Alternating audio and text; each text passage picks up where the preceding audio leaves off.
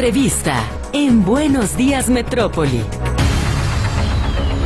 Ha sido nota desde las últimas horas esta decisión que toma el jurado que llevaba el caso del Chapo Guzmán en una corte de Estados Unidos y que, salvo que se confirme la sentencia o en espera de que se confirme la sentencia, pues prácticamente el futuro de Joaquín el Chapo Guzmán pues está echado.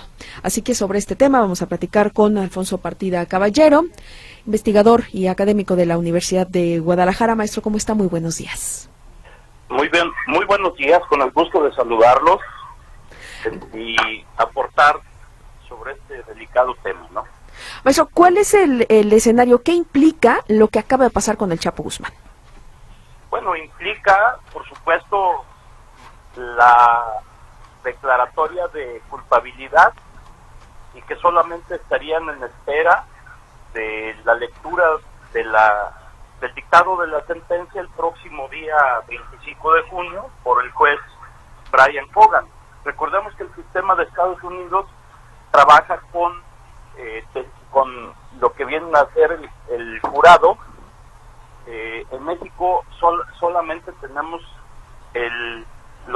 la declaración del juez, pero allá está en los dos vías. Uno, el jurado que declara si es culpable o no, y si es culpable, entonces el juez entra en su papel y dicta la sentencia. Esto es la parte legal. Por supuesto que los abogados del Chapo Guzmán pueden apelar a la segunda instancia. Y por el lado delictivo, bueno, ya está determinado prácticamente quiénes son los que lo sustituyen al Chapo Guzmán, ¿no? ¿Qué implicaciones tiene, maestro, esto para México? Veíamos ayer que festejaron más las autoridades de Estados Unidos que las autoridades de México, en el sentido de que con esta sentencia prácticamente se pone fin pues a este reinado sangriento que encabezó el Chapo Guzmán en México y en otras partes del mundo. Sí, pero ellos hicieron su papel. El que no hizo el papel fueron las autoridades mexicanas. Recordemos que el crimen organizado funciona en 4 dimensiones bien estructuradas, de las cuales solamente está vapuleada una de ellas, y me estoy refiriendo a la primera dimensión, que es la dimensión política, que no es otra cosa que el contubernio que existe con grupos políticos para la protección. Por otro lado, la dimensión empresarial, que también está intacta, que estos grupos empresariales son los que se encargan de acomodar todo el recurso que estos narcotraficantes mueven a través de la droga y de otro tipo de delitos. Y la parte ejecutiva, la parte ejecutora, o las brigadas de fortaleza que tienen, y por último la parte social. Entonces solamente atacaron una de las partes, porque en México no le han detenido cantidades de dinero que sean considerables. El dinero del narcotráfico está intacto en México. Esa es la dimensión, y rápidamente fueron suplidas esta ausencia. En México no ha pasado nada, absolutamente. ¿Este es un golpe de muerte para el cártel de Sinaloa? No, claro que no,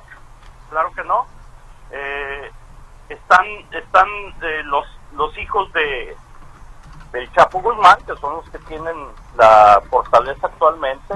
El Mayo Zambada. Y por supuesto, el Mayo Zambada como cabeza, y en sociedad con Iván Archibaldo Guzmán y con Alfredo Guzmán Salazar, hijos del Chapo Guzmán, y hay otro personaje que no está muy visto, que es el hermano del Chapo, Aureliano Guzmán, que le apodan el Guano. Recordemos que tuvieron una confrontación bastante violenta en 2015 con los Damasos, apoyados por el cártel Jalisco Nueva Generación. Fue cuando detuvieron incluso a los dos hijos del Chapo y mataron a Francisco Patrón Sánchez, el H2, y al famoso H9, Daniel Isaac Silva. Ahí es donde se da el punto de quiebre, cuando empieza a faltar el Chapo Guzmán con su liderazgo. Pero ya esto prácticamente está resuelto en esta circunstancia, y el Mayo Zambada encabezando este cártel, que al igual que el cártel Jalisco Nueva Generación se disputan la fortaleza de las operaciones del narcotráfico en México.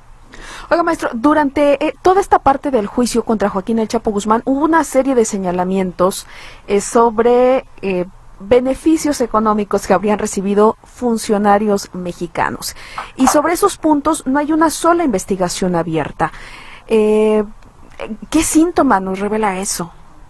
Pues nos pinta de pies a cabeza. Acordémonos que en México la impunidad está al 99.4%. O sea, ¿qué quiere decir esto? Que de cada 100 casos se resuelve menos de uno, de acuerdo a las estadísticas, en cualquiera de los delitos. Y en crimen organizado, pues no tiene por qué ser distinto.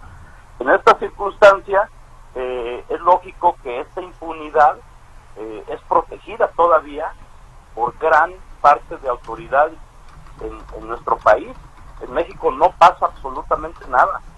Sigue la misma dinámica, sigue la misma fortaleza de estos grupos, y prácticamente seguirán haciendo lo mismo, ¿no?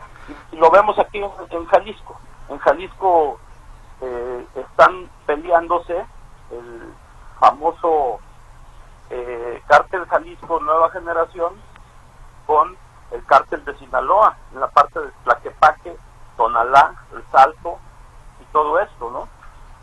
Alfonso Partida Caballero, me tocó hacer en colaboración con periodistas de Venezuela un reportaje sobre los aseguramientos al crimen organizado y al narcotráfico en los últimos 2 sexenios, y según la información de la Procuraduría General de la República, rondaron más o menos del orden de los 17,000 millones de pesos asegurados en todo tipo de bienes, tanto en efectivo como también en inmuebles o en otro tipo de bienes.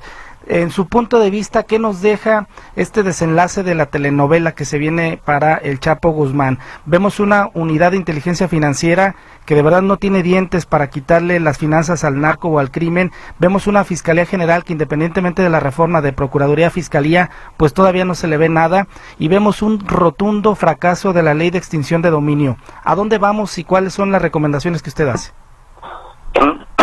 Hasta ahorita no se ha presentado ningún operativo que nos dé luz para dónde quieren resolver el problema en México. En Colombia utilizaron los famosos bloques de búsqueda, en el cual estaban participando desde autoridades estadounidenses, el FBI, la DEA, igual el ejército y la policía de Colombia, pero entraron con toda la potencia del Estado, y lo primero que tuvieron que hacer son los objetivos. Por eso nacieron los cárteles. El cártel tiene la característica de decir o de poner las caras de cada uno de los objetivos para poder atacar e ir uno por uno, causando bajas o detenciones, y así de esa forma estar atacando a la parte económica, que esa es la parte que les duele. El fenómeno delictivo del crimen organizado tiene que ver con la parte económica, y aquí tú dijiste una cuestión muy importante. ¿Qué pasa con la extinción de dominio? Es letra muerta en México.